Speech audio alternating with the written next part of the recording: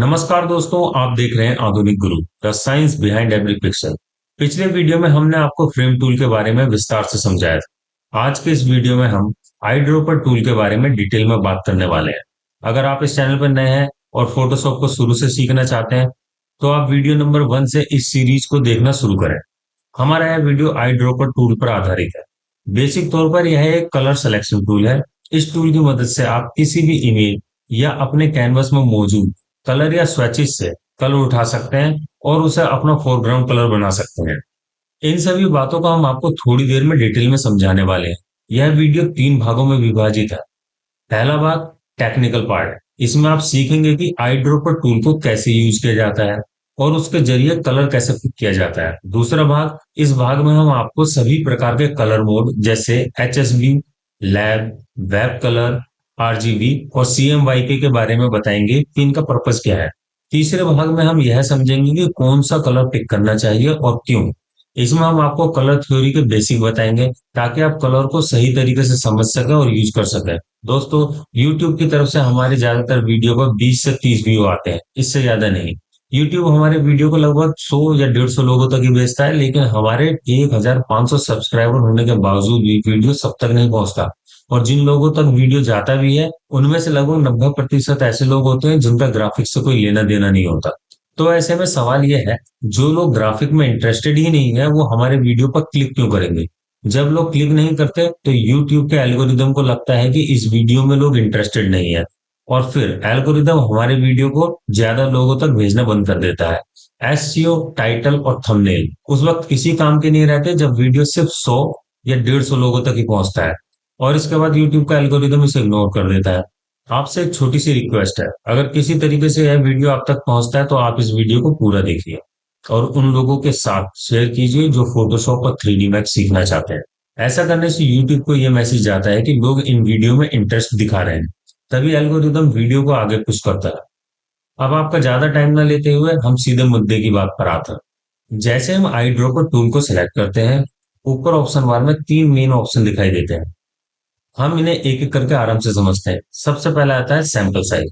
Sample size के अंदर पहला ऑप्शन होता है पॉइंट सैंपल। अब पॉइंट सैंपल क्या करता है? बहुत सिंपल है। हमारा माउस पॉइंटर जिस पिक्सल के ऊपर होता है, आई ड्रॉपर उसी एक पिक्सल की RGB वैल्यू उठाता है और उसे फोरग्राउंड कलर बना देता है। कलर की पोजीशन के हिसाब से कलर 2 भागों में बांटा जाता है, फोरग्राउंड कलर और बैकग्राउंड कलर। अब इसके बाद आता है एवरेज सैंपल साइज। जैसे average 3x3, average 5x5, average 11x11। मान लीजिए आपने एवरेज 3x3 सेलेक्ट किया है। यहाँ 3x3 का मतलब हुआ कुल 9 पिक्सल।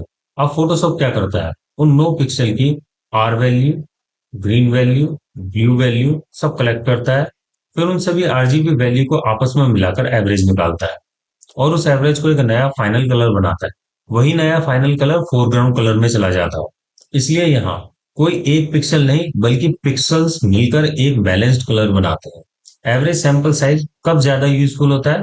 जब इमेज में नॉइज हो, टेक्सचर हो, ग्रेडियंट हो या सिंगल पिक्सल सही कलर रिप्रेजेंट नहीं कर रहा हो। ऐसे केस में एवरेज सैंपलिंग ज्यादा एक्यूरेट और नेचुरल कलर देती है। इसे आप एक लाइन में ऐसे भी याद रख सकते हैं, पॉइंट सैंपल एक पिक्सल का कलर उठाता है जबकि एवरेज सैंपल साइज कई पिक्सल के कलर को मिलाकर उनका एवरेज कलर फोरग्राउंड में ले जाता है। अब सैंपल साइज के बाद आता है दूसरा ऑप्शन, सैंपल। सैंपल ऑप्शन ये तय करता है कि आई ड्रॉपर किस लेयर से कलर पिक करेगा। इसके अंदर कई ऑप्शन होते हैं, current layer and below, all layers, no adjustment, current and below, no adjustment. अगर ऊपर वाली लेयर पूरी तरीके से ओपेक है तो ऑल लेयर सेलेक्टेड होने पर आई ड्रॉपर उसी ऊपर वाली लेयर का कलर पिक करेगा। लेकिन अगर कलर कई लेयर के कॉम्बिनेशन या कंपोजिशन से बना है, जैसे कि ओपेसिटी, ब्लेंडिंग, एडजस्टमेंट के कारण, तो ऑल लेयर सेलेक्ट होने पर आई ड्रॉपर उस फाइनल कंपोजिट कलर को पिक करेगा जो स्क्रीन पर दिखाई दे रहा है। अगर आप करंट लेयर सेलेक्ट करते हैं तो आई ड्रॉपर सिर्फ उसी सिलेक्टेड लेयर के पिक्सल से कलर पिक करेगा, ऊपर नीचे के लेयर को इग्नोर कर देगा। अगर आप करंट लेयर ब्लू सेलेक्ट करते हैं तो आई ड्रॉपर करंट लेयर और उसके नीचे वाली लेयर इनसे ही कलर पिक करेगा, केवल ऊपर की लेयर को कंसीडर नहीं करेगा। इसी तरह all layer no adjustment, current and below no adjustment. ये ऑप्शन भी इसी तरीके से काम करता है, बस इनमें एडजस्टमेंट लेयर जैसे लेवल, कलर बैलेंस को इग्नोर कर दिया जाता है। सैंपल ऑप्शन यह तय करता है कि आई ड्रॉपर टूल कलर के किस लेयर कॉम्बिनेशन से पिक करेगा, सिर्फ करंट लेयर से या सभी विजिबल लेयर से, या एडजस्टमेंट लेयर को इग्नोर करके। कभी कभी ऐसा होता है कि कई लेयर मिलकर स्क्रीन पर एक कलर दिखा रहे होते हैं, लेकिन हो सकता है कि आपको ये जानना हो कि इसमें से किसी एक पर्टिकुलर लेयर का एक्चुअल कलर क्या है, क्योंकि जो कलर स्क्रीन पे दिख रहा है वो कई लेयर का कंबाइंड रिजल्ट हो सकता है। तो ऐसे केस में अगर आप जानना चाहते हैं कि किसी एक स्पेसिफिक लेयर का खुद का कलर क्या है, तो आपको सैंपल ऑप्शन में करंट लेयर सेलेक्ट करना चाहिए। करंट लेयर सेलेक्ट करने पर आई ड्रॉपर सिर्फ उसी सिलेक्टेड लेयर के पिक्सल से कलर पिक करता है, बाकी सभी लेयर को इग्नोर कर देता है। इससे आपको उस लेयर का एग्जैक्ट ओरिजिनल कलर पता चल जाता है। अब इसके बाद आता है अगला ऑप्शन, शो सैंपल रिंग। अब सवाल यह है कि शो सैंपल रिंग का फायदा क्या होता है। जब आप शो सैंपल रिंग को ऑन रखते हैं और आई ड्रॉपर से कलर पिक करते हैं, तो माउस पॉइंटर के साथ एक छोटा सा गोल रिंग दिखाई देता है। इस रिंग का काम बहुत सिंपल है। इस रिंग के नीचे वाला आधा हिस्सा आपको पिछला फोरग्राउंड कलर दिखाता है, और रिंग का ऊपर वाला आधा हिस्सा जो आप अभी नया कलर पिक कर रहे हैं वो कलर दिखाता है। इससे फायदा क्या होता है, पुराना कलर क्या था और नया कलर क्या है, दोनों कलर का डिफरेंस आपको एक ही नजर में साफ दिखाई देता है। यानी बिना कलर पिकर खोले, बिना गैस किए आप आराम से देख सकते हैं कि नया कलर पुराने कलर से हल्का है, गहरा है या बिल्कुल अलग है। इसलिए सो सैंपल रिंग कलर कंपेयर करने के लिए है। एक छोटा लेकिन बहुत काम का ऑप्शन है। इसका असली फायदा क्या है, मान लीजिए आपने एक कलर पिक किया, अब आप इमेज में जूम करके दूसरा कलर पिक कर रहे हैं, तो ऐसे में आपको बार बार जूम आउट जूम इन करके देखने की जरूरत पड़ेगी कि पिछला कलर कौन सा था। सैंपल रिंग आपको यहीं पर पुराना और नया दोनों कलर एक साथ दिखाता है। इसलिए जब इमेज में टेक्सचर ज्यादा हो या जूम करके काम कर रहे हो, तब सैंपल रिंग से कलर कंपेयर करना और भी आसान हो जाता है। दोस्तों, जब हम आई ड्रॉपर और कलर पिकर की बात करते हैं, तो यहीं पर हमें कलर को भी ठीक से समझ लेना चाहिए, क्योंकि सवाल सिर्फ यह नहीं है कि कलर कैसे पिक किया जाए, बल्कि ये भी है कि कलर की भाषा क्या है, कलर को सोच समझ कर कैसे चुना जाए, और फोटोशॉप इसमें हमारी कैसे मदद करता है। सबसे पहले बात करते हैं फोरग्राउंड कलर की। टूल बॉक्स के नीचे आपको दो कलर बॉक्स दिखाई देंगे। इसमें जो ऊपर वाला आगे की तरफ दिख रहा है उसे कहते हैं फोरग्राउंड कलर, और जो पीछे की तरफ थोड़ा नीचे दिख रहा है उसे कहते हैं बैकग्राउंड कलर। फोरग्राउंड कलर वो कलर होता है जिससे आप पेंट करते हैं, ड्रॉ करते हैं या ज्यादातर टूल के साथ यूज करते हैं। बैकग्राउंड कलर जैसा नाम से ही समझ में आता है, बैकग्राउंड से जुड़ा हुआ है। अब इन दोनों के बीच में आपको एक मुड़ा हुआ डबल एरो दिखाई देता है। इस एरो पर क्लिक करने से फोरग्राउंड और बैकग्राउंड कलर आपस में स्विच हो जाते हैं, यानी जो कलर पहले बैकग्राउंड था अब वो फोरग्राउंड बन जाता है, और फोरग्राउंड वाला बैकग्राउंड बन जाता है। इस छोटे ऑप्शन की वजह से हमारे काम में बहुत तेजी आती है और कंट्रोल बना रहता है। फोरग्राउंड कलर पर जैसे हम डबल क्लिक करते हैं, तो कलर पिकर की एक यूआई विंडो खुल जाती है। इस विंडो के अंदर सबसे पहले हमें एक बड़ा सा कलर बॉक्स दिखाई देता है। इस बॉक्स में उस कलर के सभी शेड नजर आते हैं। इसके साथ ही साइड में एक कलर बार होता है जिससे हम कलर बदल सकते हैं। इसके बगल में एक छोटा सा बॉक्स होता है जिसमें ऊपर की तरफ न्यू कलर दिखाई देता है और नीचे की तरफ करंट कलर दिखाई देता है। यह इसलिए दिया गया है ताकि हम अपने पहले से सिलेक्टेड हुए कलर और नए चुने हुए कलर के बीच में फर्क आसानी से कर सकें। इसके आगे हमें स्विचेस का ऑप्शन मिलता है। अगर कोई कलर हमें फाइनल लग रहा है तो हम उसे यहाँ से स्विचेस में ऐड कर सकते हैं। नीचे की तरफ कलर लाइब्रेरी का ऑप्शन है। अगर हम चाहते हैं चुना हुआ कलर कलर लाइब्रेरी में सेव हो जाए तो उसे यहाँ से लाइब्रेरी में भेज सकते हैं। इसके नीचे हमें RGB CMYK की वैल्यू दिख रही है। इसके बारे में पहले से ही डिटेल में बात कर चुके हैं, लेकिन फिर भी हम यहाँ पर ब्रीफ में इसे दोबारा समझाएंगे। इसके ऊपर हमें HSV दिखाई देता है, जहाँ H का मतलब है ह्यू, S का मतलब है सैचुरेशन और B का मतलब है ब्राइटनेस। इन्हें भी हम आगे चलकर आसान भाषा में समझेंगे। इसके साथ ही यहाँ लैब कलर का ऑप्शन भी दिया गया है। लैब कलर क्या होते हैं, क्यों इस्तेमाल किया जाता है और कहाँ उपयोगी होता है, इन सब बातों पर हम थोड़ी देर में विस्तार से बात करेंगे। इन सभी ऑप्शन के नीचे हमें कलर कोड दिखाई देता है। जिस तरह हम RGB या CMYK की वैल्यू डालकर कोई कलर बनाते हैं, उसी तरह हर कलर का अपना यूनिक कोड भी होता है। अगर हम यहाँ कोई कलर कोड टाइप कर दें तो वही कलर तुरंत यहाँ दिखाई देने लगता है। कई बार ऐसा होता है कि क्लाइंट हमें सीधे बोलता है RGB वैल्यू दे रहा हूँ, या फिर वो सीधा कलर कोड दे देता है। ऐसे में हमें ज्यादा सोचने की जरूरत नहीं है, बस वही RGB CMYK के कलर वैल्यू या कलर कोड यहाँ टाइप कर दें और वही कलर हमें मिल जाएगा। यदि हम कलर बार में इस स्लाइडर को मूव करते हैं या फिर जो कलर पॉइंटर है इसे मूव करते हैं, तो हम देखेंगे यहाँ आरजीबी और सीएमवाईके की वैल्यू और कलर कोड सभी चेंज हो जाते हैं। इसके नीचे हमें वेब ओनली कलर का ऑप्शन दिखाई देता है। अब वेब ओनली कलर क्या होता है, क्यों दिए गए हैं और इनका इस्तेमाल कब करना चाहिए, इसके बारे में हम थोड़ी देर में डिटेल से बात करेंगे।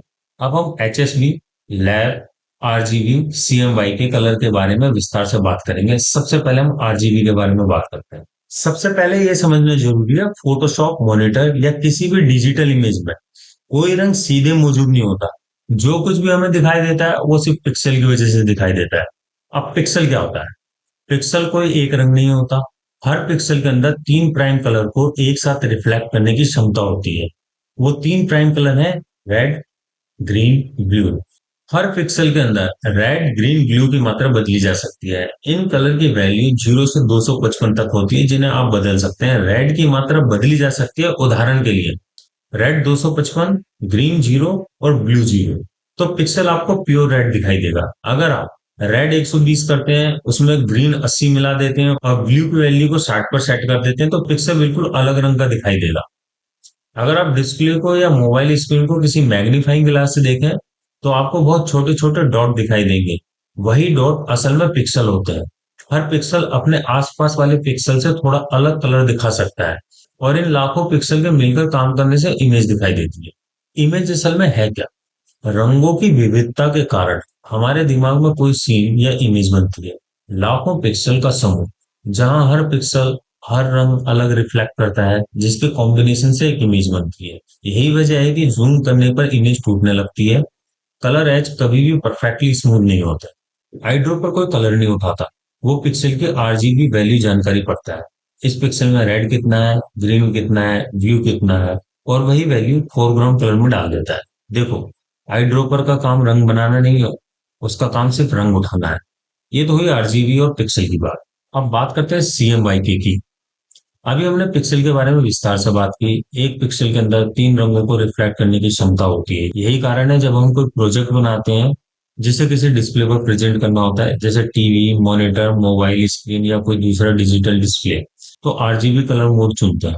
लेकिन जब हम प्रिंट मीडिया के लिए काम करते हैं, तो हम सीएमवाई के कलर मोड का उपयोग करते हैं। सीएमवाई के क्या होता है? सियान, मजेंटा, येलो और ब्लैक। इन चारों कलरों के कॉम्बिनेशन से ही किसी भी इमेज का प्रिंट तैयार होता है। अच्छी क्वालिटी का कलर प्रिंट हमेशा सीएमवाई के कॉम्बिनेशन से ही निकलता है। अब बात करते हैं एचएसबी की। एचएसबी को ठीक से समझने के लिए सबसे पहले एक बात जान लीजिए। जब हम कलर शब्द का इस्तेमाल करते हैं, तो उसका मतलब केवल रंग नहीं होता। कलर एक कंप्लीट पैकेज होता है। इसमें तीन चीजें शामिल होती हैं। रंग क्या है, रंग कितना गाढ़ा या हल्का है, उस रंग पर कितनी रोशनी पड़ रही है।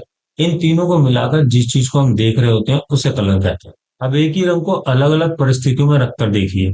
कम रोशनी वाले कमरे में, ज्यादा रोशनी वाले कमरे में, बाहर छाया में और सीधे धूप में, आप देखेंगे कि वही एक रंग हर जगह अलग अलग दिखाई देता है। हर जगह उसका शेड बदल जाता है। ऐसा इसलिए होता है क्योंकि उस रंग को पड़ने वाली रोशनी बदल जाती है। इसका मतलब यह हुआ कि कलर में रोशनी का भी एक अलग और महत्वपूर्ण रोल होता है। इस बात को ध्यान में रखिए। एचएसबी में बी का मतलब होता है ब्राइटनेस। ब्राइटनेस का काम होता है रंग पर पड़ने वाली रोशनी को कंट्रोल करना। अब बात करते हैं रंग के गाढ़े और हल्का होने की। मान लीजिए आपके पास ट्रांसपेरेंट ग्लास है जिसमें रंग भरा हुआ है। अगर आप उसमें थोड़ा पानी मिलाते हैं तो रंग हल्का हो जाता है, और ज्यादा पानी मिलाने पर रंग और हल्का हो जाता है। अगर उसी ग्लास से पानी निकाला जाए तो रंग गाढ़ा होता चला जाएगा। रंग को गाढ़ा या हल्का करने की इस प्रक्रिया को सैचुरेशन कहते हैं। अब बात करते हैं ह्यू की। ह्यू असल में रंग को कहा जाता है। जब आप ह्यू बोलते हैं तो उसका मतलब सिर्फ रंग होता है, और जब आप कलर बोलते हैं तो आप रंग के साथ साथ उसकी ब्राइटनेस और सैचुरेशन तीनों की बात कर रहे होते हैं। अब आपको एचएसबी का मतलब समझ में आ गया होगा। एच मतलब रंग क्या है, एस मतलब सैचुरेशन, रंग कितना हल्का या गाढ़ा है, डी मतलब ब्राइटनेस, रंग को पड़ने वाली रोशनी कितनी है। मैं एक इमेज खोलता हूँ और उस पर आपको ह्यू एंड सैचुरेशन सेट करके दिखाता हूँ। जब भी आप किसी इमेज की कलर करेक्शन करें और उसे ह्यू सैचुरेशन के माध्यम से कंट्रोल करें, तो इन तीनों फंक्शन को याद रखिएगा। इमेज को देखते ही आपको समझ में आने लगेगा कि इसमें क्या गड़बड़ है और उसे ठीक करने के लिए कौन सा एडजस्टमेंट करना है। अगर आपको रंग को बदले बिना सिर्फ इमेज को ब्राइट करना है, तो केवल ब्राइटनेस एडजस्ट कीजिए। रंग वही रहेगा, सिर्फ रोशनी बदल जाएगी। इसी तरह सैचुरेशन के माध्यम से आप रंग को हल्का या गाढ़ा कर सकते हैं। अब बात करते हैं लैब कलर की। लैब कलर में एल का मतलब होता है लाइटनेस। यानी इमेज में कितनी रोशनी पड़ती है और इमेज कितनी लाइट या डार्क दिखाई दे रही है। ए और बी कैसे समझे? लैब कलर में ए और बी थोड़ा कंफ्यूजन लग सकता है। इन्हें समझने के लिए वर्टिकल कलर बार पर नहीं बल्कि इस बड़े ग्रेडियंट बॉक्स को ध्यान से देखिए। खास तौर पर इसके एक्सट्रीम राइट साइड वाले वर्टिकल किनारे को देखें। यहीं से आपको लैब कलर ठीक से समझ में आएगा। जैसा कि अभी बताया, एल सीन की लाइट के लिए होता है। एल बदलने से सिर्फ लाइटनेस बदलती है, रंग नहीं बदलता। अब बात करते हैं ए ऑप्शन की। ए किसी एक रंग को प्रेजेंट नहीं करता, यह ग्रीन से रेड की तरफ होने वाले बदलाव को दिखाता है। इसे समझने के लिए एक सीधी रेखा इमेजिन कीजिए जो लेफ्ट से राइट की ओर जा रही है।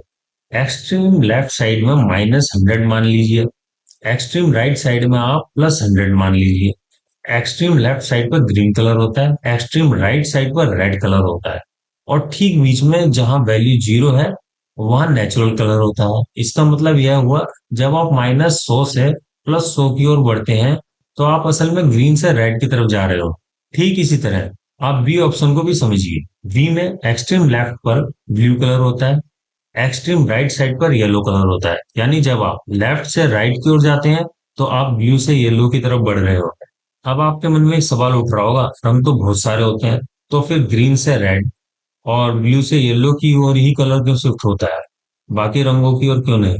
देखिए, हमारा दिमाग और आंखें रंगों को डायरेक्ट कलर की तरह नहीं बल्कि अपोजिट पेयर के रूप में पहचानती हैं। इंसानों की आंखें खासकर 3 प्रकार के अपोनेंट पेयर्स को पहचानती हैं: डार्क और लाइट, ग्रीन और रेड, ब्लू और येलो। अब ध्यान दीजिए, इन अपोनेंट पेयर में रेड भी है, ग्रीन भी है और ब्लू भी है। इन तीनों रंगों के मिक्सचर से ही दुनिया के लगभग सभी रंग बन जाते हैं। इसलिए जब आप ग्रीन से रेड की ओर और ब्लू से येलो की ओर बढ़ते हैं तो सारे कलर आपको रास्ते में ही मिल जाते हैं। अब सवाल उठता है, लैब कलर का यूज कहाँ किया जाता है या लैब कलर का फायदा क्या है? लैब कलर का सबसे बड़ा फायदा, लैब कलर भी कलर करेक्शन के लिए यूज होता है, लेकिन इसका तरीका आरजीबी सीएमवाईके से बिल्कुल अलग है। लैब कलर में लाइट और कलर दोनों अलग अलग रहते हैं। आरजीबी और सीएमवाईके में क्या होता है? आरजीबी या सीएमवाईके में जैसे आप लाइट बढ़ाते हैं कलर शिफ्ट होने लगता है, स्किन टोन खराब हो जाती है, शैडो एरिया में कलर गंदा हो जाता है। यही सबसे बड़ी प्रॉब्लम है। अब यहाँ कंफ्यूजन पैदा होता है। हम आई ड्रॉपर टूल पर खड़े हैं और लैब कलर की बात कर रहे हैं, तो सवाल उठता है, eye dropper tool lab colour के जरिए कलर करेक्शन कैसे करता है? इसका जवाब है, eye dropper tool colour correction नहीं करता। लैब कलर को यूज करने का मेथड थोड़ा अलग है।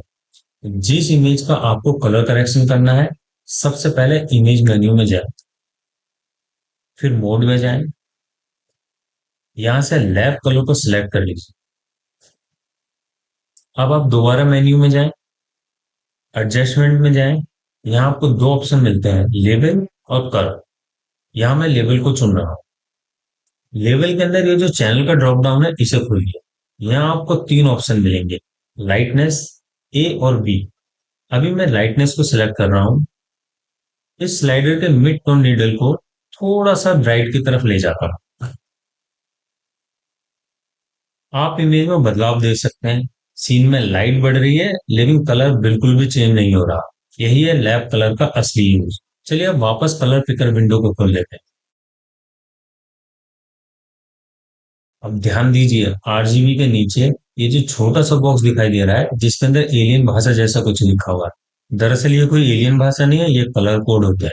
हम आई ड्रॉपर टूल से जो भी कलर सिलेक्ट करते हैं उस कलर का एग्जैक्ट कोड यहाँ इस बॉक्स में दिखाई देता है। ये कोड उस कलर का एक यूनिक पहचान होती है। इसका प्रैक्टिकल यूज क्या है? अगर आपको किसी को एग्जैक्ट वही कलर भेजना है तो उसे आरजीबी या सीएमवाई के वैल्यू भेजने की जरूरत नहीं है। आप बस इस कलर कोड को कॉपी कीजिए और उसे भेज दीजिए। ठीक इसी तरह अगर कोई आपको पहले से कोई कलर कोड भेजता है तो आप इसी बॉक्स में पेस्ट कर दीजिए और वही एग्जैक्ट कलर आपको कलर पिकर में सिलेक्ट हो जाएगा। मेरा जहां तक ख्याल है अब इस विंडो में सिर्फ वेब कलर का ऑप्शन बचा है। चलिए इस ऑप्शन को भी चेक कर लेते हैं। वेब कलर सिलेक्ट करते ही क्या होता है? जैसे हम वेब कलर को सिलेक्ट करते हैं, कलर बॉक्स के अंदर एक अजीब सा पैटर्न दिखाई देने लगता है। ये पैटर्न कोई डिजाइन नहीं है, ये खास वजह से ऐसा दिखाई देता है। अगर आप कलर बॉक्स को ध्यान से देखें तो आप कुछ नोटिस करेंगे। राइट साइड में कलर ज्यादा गाढ़ा होता है, लेफ्ट साइड की ओर जाते जाते कलर फीका हो जाता है। इसी तरह नीचे से ऊपर की ओर आने पर कलर डार्क से ब्राइट हो जाता है। अब सवाल ये उठता है कि ये कर्व लाइन ऐसी क्यों दिखाई देती है। इसकी वजह बहुत सिंपल है। यहाँ कलर कंटिन्यूअस तरीके से चेंज नहीं होता, यहाँ कलर ब्लॉक्स में चेंज होता है। वेब कलर में हर चैनल के लिए लिमिटेड वैल्यू होती है, जैसे रेड 00 33 66 99 सीसी और एफएफ। ठीक इसी तरह ग्रीन भी 00 33 66 99 सीसी और एफएफ। ब्लू भी 00 33 66 99 सीसी और एफएफ, यानी हर चैनल के लिए सिर्फ 6 फिक्स्ड लेवल। अब गणित देखिए, 6 गुना 6 गुना 6 बराबर 216 कलर। इसी वजह से इसे वेब शेप पैटर्न कहा जाता है। इसी कारण कलर बॉक्स के सामने जो कलर बार में दिखाई देता है वह कलर स्मूथली चेंज नहीं होता, बल्कि आप साफ देख सकते हैं कि कलर पैच में बदल रहा है। अब सबसे जरूरी सवाल, आखिर वेब कलर की जरूरत क्यों पड़ी।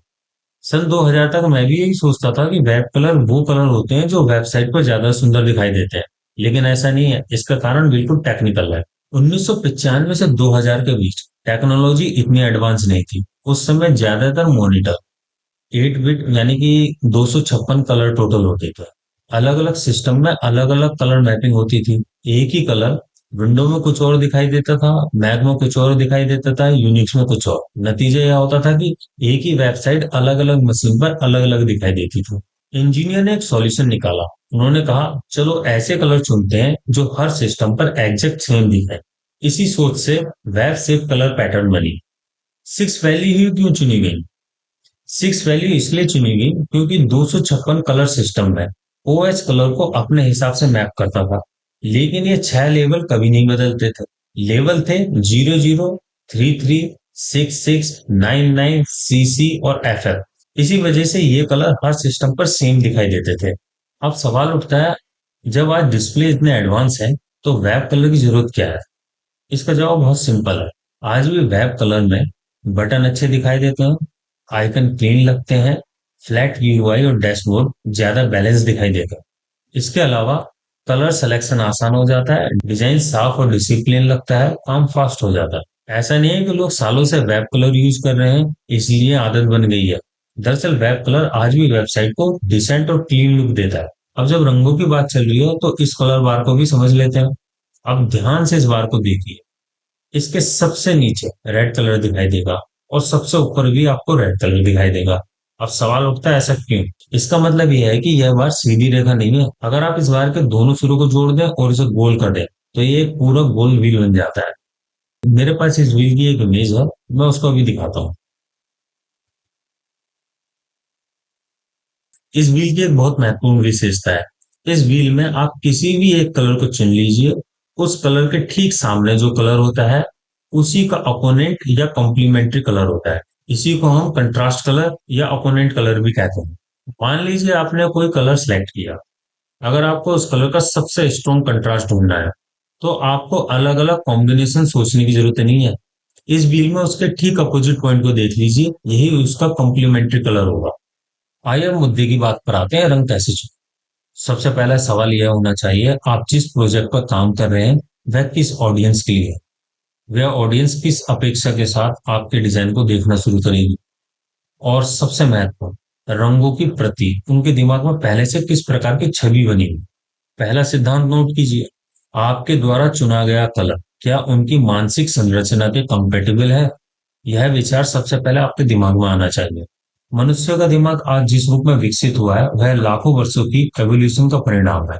हमारा दिमाग रंगों को सिर्फ सुंदरता के हिसाब से नहीं देखता, बल्कि संकेत के रूप में भी देखता है। प्रकृति में कुछ रंग विशेष परिस्थितियों के साथ जुड़े रहे हैं और उसी अनुभव ने हमारे दिमाग में उन रंगों के प्रति एक प्रक्रिया पैदा कर दी है। यदि आपका कलर कॉम्बिनेशन उस पहले बने अनुभव से मेल नहीं खाता, आपके डिजाइन को देखने वालों को असहज लग सकता है। अब इसके पीछे के साइंस को समझते हैं। लाल रंग दिमाग को खून, आग और खतरे की याद दिलाता है। इसी कारण लाल रंग को देखने पर दिमाग अक्सर अलर्ट हो जाता है। इसलिए वार्निंग साइन, स्टॉप सिग्नल या इमरजेंसी अलर्ट अक्सर लाल रंग में ही बनाए जाते हैं। हरा रंग पेड़ पौधों, प्रकृति और जीवन से जुड़ा है। यह भोजन, वृद्धि और सुरक्षित वातावरण का संकेत देता है। इसलिए safe zone, success signal, confirm button अक्सर हरे रंग में दिखाई देते हैं।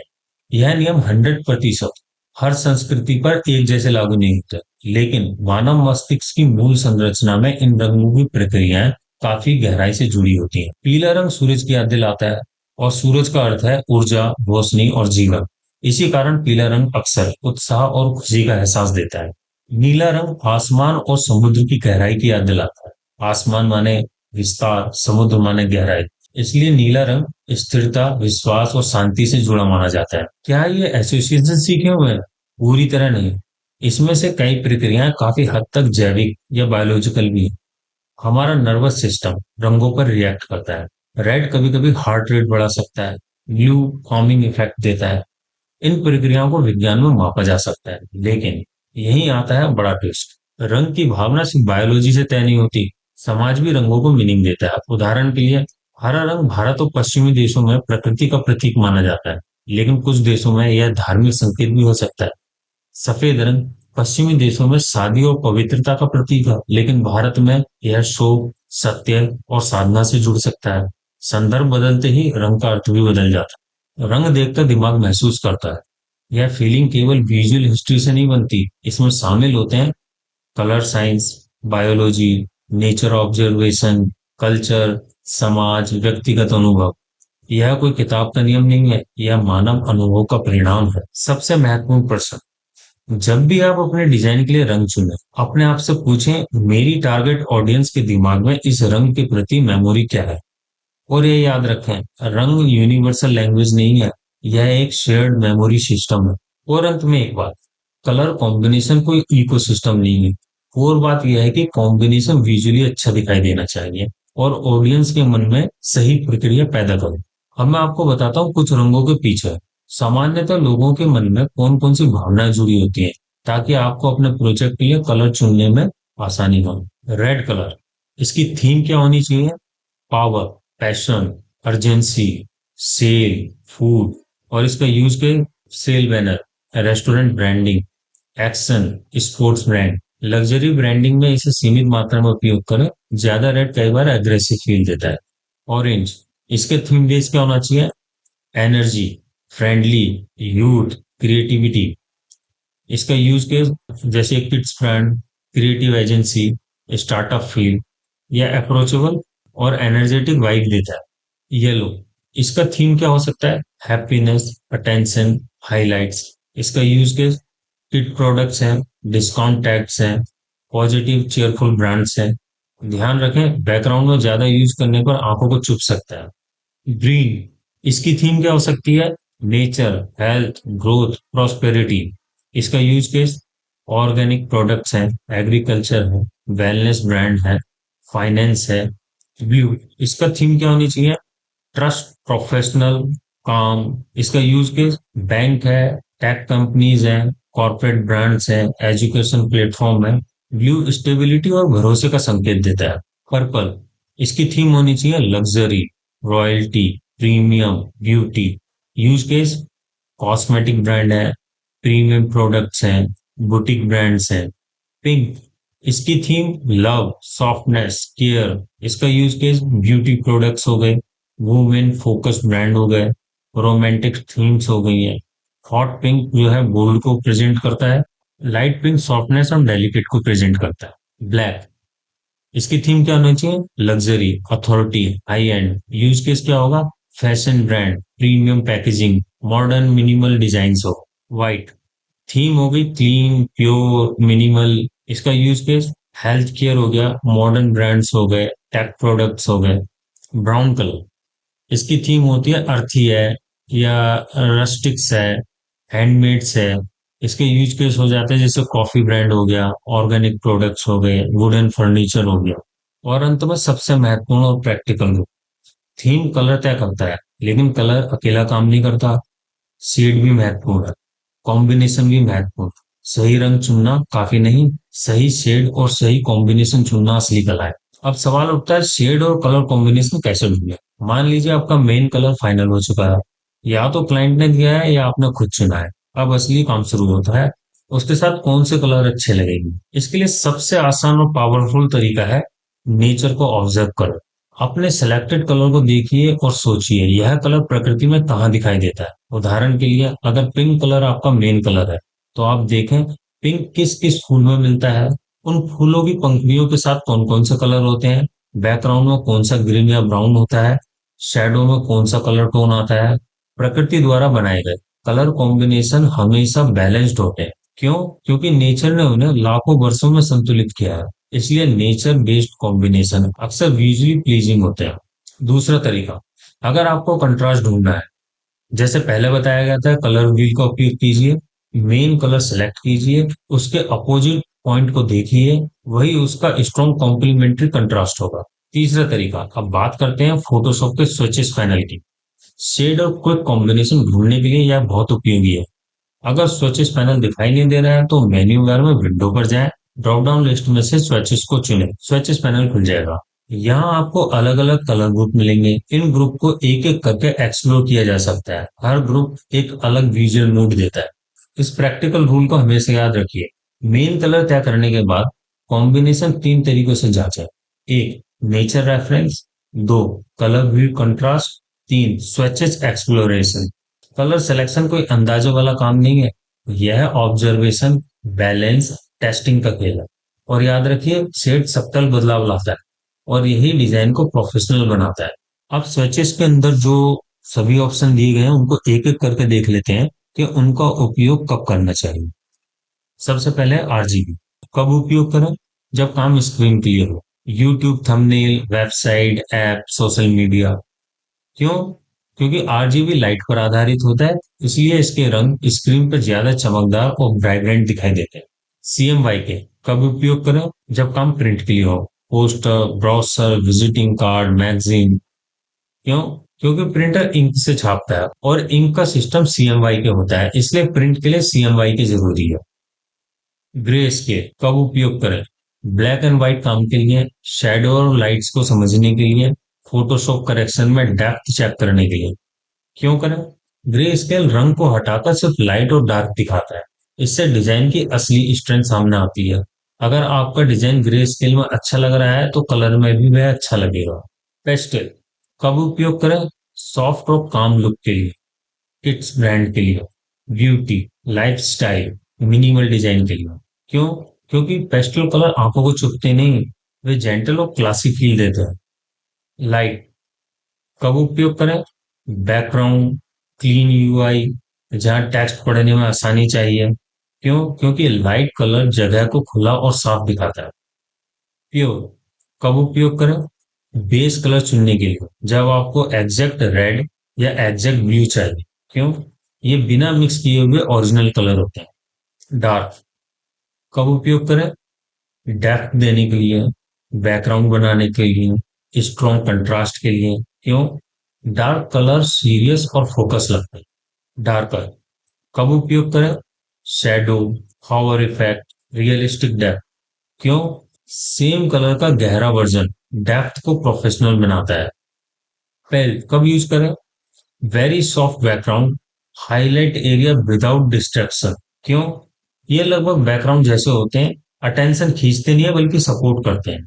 इस बात का ध्यान रखिए, स्विचेस कोई नियम नहीं है, ये सिर्फ सहारा है। डिजाइनर आप हैं, रंग सिर्फ आपकी मदद करते हैं। दोस्तों, अब तक हमने फोटोशॉप के रंगों का परिचय देख लिया है, लेकिन जैसे कि यह वीडियो आई ड्रॉपर टूल पर आधारित है, रंग तो बस रास्ते में ऐसे ही आ गए थे।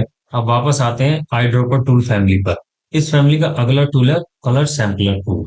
यह टूल क्या करता है? यह टूल इमेज के अलग अलग हिस्सों के रंगों का ब्रेकअप दिखाता है। मतलब आप इमेज में जहां भी क्लिक करेंगे वह उस पिक्सल की आरजीबी वैल्यू दिखाएगा। और सबसे अच्छी बात, इसके लिए आपको कलर पिकर विंडो खोलने की भी जरूरत नहीं है। यह कैसे काम करता है? कलर सैम्पलर टूल सेलेक्ट कीजिए, इमेज में किसी भी जगह क्लिक कीजिए। जैसे ही आप क्लिक करेंगे, इन्फो पैनल में पिक्सल की आरजीबी वैल्यू दिखाई देगी। अगर इन्फो पैनल दिखाई नहीं दे रहा है तो मेन्यू बार में जाए, विंडो में से इन्फो चुनें। इन्फो पैनल में क्या दिखता है? उस पिक्सल की आरजीबी वैल्यू, उस पिक्सल की एक्स और वाई पोजीशन। आप इमेज के अलग अलग हिस्सों पर क्लिक करते जाएं और ये सभी सैंपल पॉइंट इन्फो पैनल में ऐड होते चले जाएंगे। इस तरह आप कई रंगों की वैल्यू एक साथ कंपेयर कर सकते हैं। यदि आपको सीएमवाई की वैल्यू कंपेयर करनी है तो पहले इमेज मोड, सीएमवाई के कलर को चुनें, उसी तरह अगर आपको लैब वैल्यू देखनी है तो इमेज मोड लैब कलर को चुने, फिर इन्फो पैनल में उसी मोड के अनुसार वैल्यू दिखाई देगी। इसका प्रैक्टिकल यूज क्या होता है? यह टूल खासतौर पर उपयोगी है कलर करेक्शन करते समय, स्किन टोन बैलेंस चेक करते समय, हाईलाइट और शैडो करेक्शन करने के लिए, वाइट बैलेंस चेक करने के लिए। तो यह था कलर सैम्पलर टूल। अब अगला टूल देखते हैं जिसका नाम है रूलर टूल। अब रूलर टूल को एक्टिव कीजिए। यह टूल इमेज की नापतोल के काम आता है। मैं इस इमेज पर इस टूल से एक लाइन खींच देता हूँ। आप समझिए इन्फो पैनल में क्या दिख रहा है। ए, एंगल, यह बताता है कि लाइन कितने डिग्री झुकी हुई है। एल मतलब लेंथ, यह लाइन की कुल लंबाई दिखाता है। एक्स वाई, यह लाइन के स्टार्ट पॉइंट की पोजीशन बताते हैं। डब्ल्यू मतलब विड्थ, लाइन ने हॉरिजॉन्टल दिशा में कितनी दूरी कवर की। एच मतलब हाइट, लाइन ने वर्टिकल दिशा में कितनी दूरी कवर की। यदि वैल्यू नेगेटिव दिखे तो इसका मतलब है डायरेक्शन नीचे या उल्टी दिशा में है। अब ऑप्शन बार में ये जो स्ट्रेंथन लेयर दिखाई दे रहा है इसे समझिए। जैसे कि आप देख रहे हैं रूलर की यह लाइन तिरछी है। अगर मैं ऑप्शन बार में दिए स्ट्रेंथन लेयर पर क्लिक कर दूं तो ये फोटो इमेज रोटेट कर देगा ताकि लाइन सीधी हो जाए। यहाँ मैं एक महत्वपूर्ण करेक्शन कर लूं, लाइन सीधी नहीं होती, इमेज रोटेट होती है ताकि सीधी लाइन हॉरिजॉन्टल दिखाई दे। इसका प्रैक्टिकल यूज जो होता है वो इस प्रकार है। हॉरिजन सीधा करने के लिए, आर्किटेक्चर लाइन चेक करने के लिए, पोर्ट्रेट अलाइनमेंट चेक करने के लिए, प्रोडक्ट फोटोग्राफी में सिमेट्री चेक करने के लिए। रूलर टूल ज्योमेट्री से जुड़ा है, कलर से नहीं। यह मेजर करता है डिस्टेंस, एंगल, पोजीशन, अलाइनमेंट, और जरूरत पड़े तो इमेज को सीधा भी कर सकता है। अब बात करते हैं नोट टूल की। नोट टूल क्या करता है? इमेज पर नोट कमेंट लिखने के लिए। कैसे काम करता है? नोट टूल सेलेक्ट करें, इमेज पर कहीं भी क्लिक करें, एक छोटा सा आइकन बनेगा, उस पर क्लिक करेंगे तो टेक्स्ट लिख सकते हैं। यह कब काम आता है? क्लाइंट फीडबैक देने के लिए, टीम कोलैबोरेशन में, डिजाइन रिवीजन नोट लिखने में, यहाँ कलर चेंज करना है जैसे रिमाइंडर के लिए, फाइनल आउटपुट में प्रिंट नहीं होता या सिर्फ वर्किंग फेज के लिए। इसके बाद आता है काउंट टूल। ये क्या करता है? इमेज में ऑब्जेक्ट की गिनती करने के लिए। कैसे काम करता है? काउंट टूल सिलेक्ट करें, जिन ऑब्जेक्ट को काउंट करना है उन पर क्लिक करें। हर क्लिक पर एक नंबर लेवल बनता चला जाए, एक दो तीन चार इस तरीके से। कब काम आता है? आर्किटेक्चर प्लान में एलिमेंट्स काउंट करने के लिए, मेडिकल इमेज में सेल काउंट करने के लिए, प्रोडक्ट शॉट में आइटम काउंट करने के लिए, लेआउट में रिपीट ऑब्जेक्ट चेक करने के लिए। यह विजुअल काउंट टूल है, ऑटोमेटिक एआई डिटेक्शन नहीं, मैनुअल काउंटिंग है। आई ड्रॉपर फैमिली के टूल सिर्फ कलर उठाने के लिए नहीं है, बल्कि मेजरमेंट, कंपेयर करने के लिए, डॉक्यूमेंटेशन के लिए भी यूज होता है। तो दोस्तों इस वीडियो में दी गई जानकारी आपको यूजफुल लगी हो तो इस वीडियो को अन्य लोगों के साथ शेयर करें। यदि आपके मन में कोई सवाल है तो कमेंट बॉक्स में जरूर पूछो। हंसते खेलते इसी तरह सीखते रहिए। याद रखिए जब आप सीख रहे होते हैं तो आप देश की तरक्की में अपने हिस्से का योगदान दे रहे होते हैं। तो दोस्तों आप देख रहे थे आधुनिक the science behind every pixel.